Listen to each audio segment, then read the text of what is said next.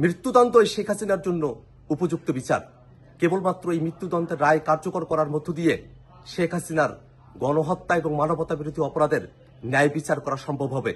আমরা সরকারের কাছে আহ্বান জানাই, অতি দ্রুত সময়ের মধ্যে আজকের ঘোষিত রায় সরকারকে কার্যকর করতে হবে।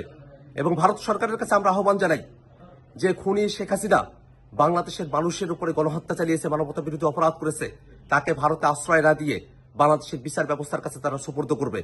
এই বিশ্বের বাসীর কাছে একটা নজির তৈরি হবে শেখ হাসিনার রায় কার্যকর করার মধ্য দিয়ে। শেখ হাসিনা শুধুমাত্র উস্কানিমূলক বক্তব্য দেয় নাই, আজকের বিচারের মধ্য দিয়ে প্রমাণিত হয়েছে শেখ হাসিনা মানুষকে গুলি করে হত্যা করেছে, লেথাল ওয়েপন ব্যবহার করেছে, গোটা বাহিনীকে মানুষের বিরুদ্ধে খুন করতে কাজে লাগিয়েছে এবং মানুষকে সে পুড়িয়ে হত্যা করেছে। এমন নৃশংস একজন খুনি যার এত এত অপরাধ, সে অপরাধের খুব অল্প কিছু অভিযোগেই আজকে শাস্তির ঘোষণা এসেছে।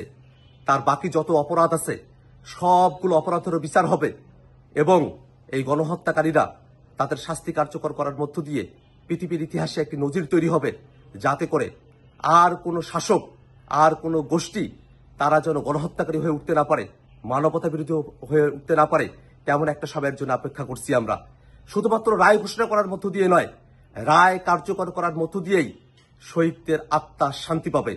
আমরা অপেক্ষা করছি, সরকারের কাছে আহ্বান রাখছি, অতি দ্রুত সময়ের মধ্যে শেখ হাসিনার এই মৃত্যুদণ্ডের রায় সরকার কার্যকর করবে।